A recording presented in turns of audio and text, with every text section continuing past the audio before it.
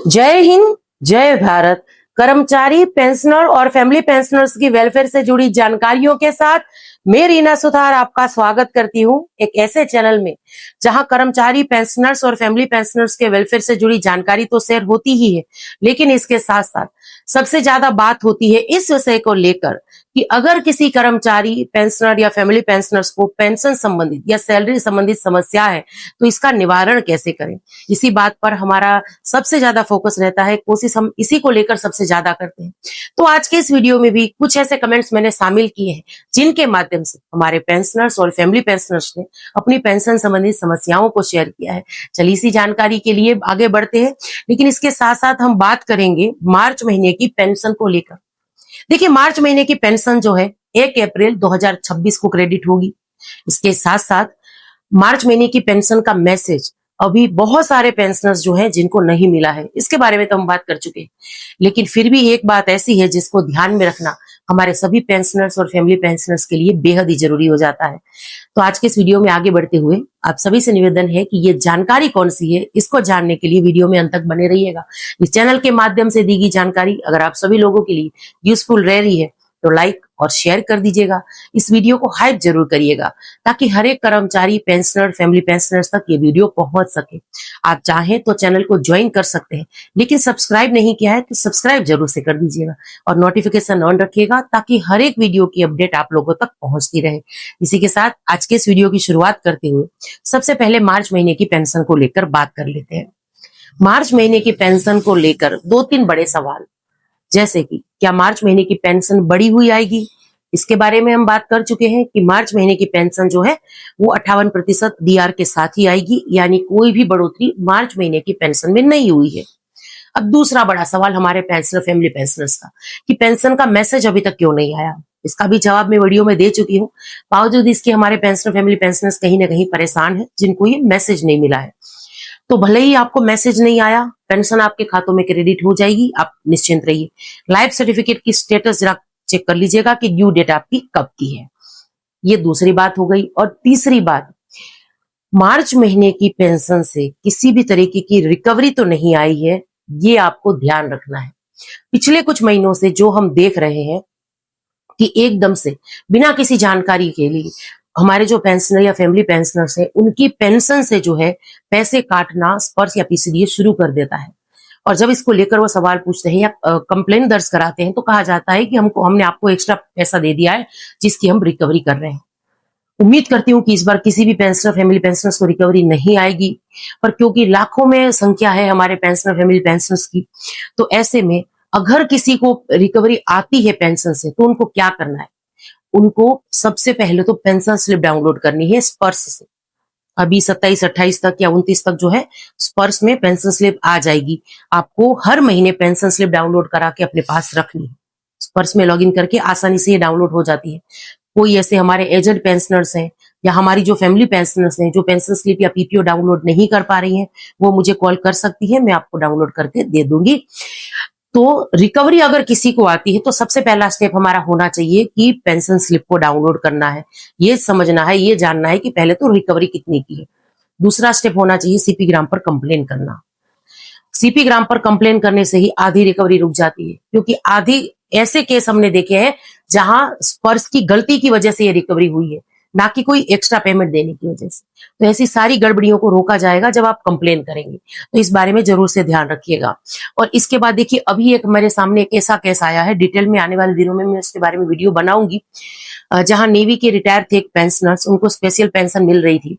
तो उनकी तो 2016 में डेथ हो गई। फिर ये क्योंकि स्पेशल पेंशन का केस था, 2018 में उनकी फैमिली पेंशन को पेंशन ग्रांट हुई। वो जो 10 साल का नेवी का केस बॉन्ड का था, पेंशन वाला, आप सब जानते ही हैं उसके बारे में। तो उसमें जब उनका स्पर्श में माइग्रेशन हुआ, उस फैमिली पेंशनर्स का स्पर्श से उनको पेंशन आने लगी, उनको रिजर्विस्ट की कैटेगरी में डाल दिया, 9,000 बेसिक कर दी, ऊपर से रिकवरी भी बिठा दी। अब इस पूरे केस को शुरू से हमें शुरू करना पड़ेगा। तो बहुत सारे ऐसे केस होंगे, रिकवरी के केस होंगे, जहां पेंशनर या फैमिली पेंशनर्स की बिना गलती के रिकवरी काटी जा रही है। तो ऐसे केस में आपको जागरूक बनना है। अगर किसी को रिकवरी आई है तो उसको लेकर उसको आवाज जरूर से उठानी। चलिए इसी के साथ वीडियो में आगे बढ़ते हुए कुछ कमेंट्स देख लेते हैं। एक पेंशनर्स लिख रहे हैं कि मैडम जी, मेरे मदर का एज जो है 18 फरवरी 2026 में 81 साल हो जाएगा। उसका एडिशनल पेंशन जो है कब मिलेगा? 1945 है उनका बर्थ ईयर है, और प्लीज इसके लिए रिप्लाई करिए। देखिए सर, मैं एडिशनल पेंशन को लेकर समय समय पर बात करती रहती हूँ, क्योंकि ये एजेड पेंशनर्स का मामला है, तो हो सकता है कि देखिए जो पीपीओ या डिस्चार्ज बुक में जो है सिर्फ 1945 लिखा हो, डेट ऑफ बर्थ में दिन महीने ये सब कुछ मेंशन नहीं होगा, तो एडिशनल पेंशन शुरू होने में दिक्कत आती। यही वजह है कि जब जब मैं एडिशनल पेंशन को लेकर बात करती हूँ, तो ये बात मैं जरूर से मेंशन करती हूँ कि खास तौर पर डिपेंडेंट इस बात को ध्यान दे कि जिनकी भी माता जी अभी पीपीओ वगैरह जो बना है, उसमें देखिए सही तरीके से डेट, महीना और ईयर ये सही तरीके से मेंशन है या नहीं। अगर नहीं है तो इसको लेकर अभी से कार्रवाई करा दीजिए। और ये आप जो लिख रहे हैं कि 81 साल हो जाएंगे, तो 80 साल कंप्लीट होने पर ही एडिशनल पेंशन शुरू हो जाना चाहिए था, पर शायद यहाँ ये पीपीओ में या डिस्चार्ज बुक में गड़बड़ी की वजह से नहीं हुआ है। इसको सुधार दीजिए। जितना भी एक्स्ट्रा पैसा आपका जो मतलब बाकी रह गया है एडिशनल पेंशन शुरू होने में 20% के हिसाब से, सारा कैलकुलेशन करके आपको आ जाएगा। सीपी ग्राम के थ्रू कंप्लेन दर्ज कराइए और ये डाटा सुधारिए। चलिए अगला कमेंट है। एक लिख रहे हैं कि मैडम जी सुनिए, एक चीज का जानकारी चाहिए था आपसे। मेरे पापा का डेथ हुआ 82 ईयर्स में, और अभी 16/3/2026 में, यानी 16/3/2026 में जब मेरे पिताजी का डेथ हुआ तो उनका 82 ईयर्स एज था। तो अभी जो पेंशन चालू होगी वो ऑर्डिनरी फैमिली पेंशन 30% वाला मिलेगा या स्पेशल फैमिली पेंशन 60% वाला मिलेगा? इसके बारे में बताइए। और ये हैंडीकैप है और इसको लेकर ये जानकारी चाहते हैं कि मुझे कौन सा पेंशन मिलेगा। देखिए सर, आपके पिताजी की एज 82 ईयर्स थी जब उनकी डेथ हुई, और आपको जो पेंशन चालू होगी वो ऑर्डिनरी फैमिली पेंशन चालू होगी।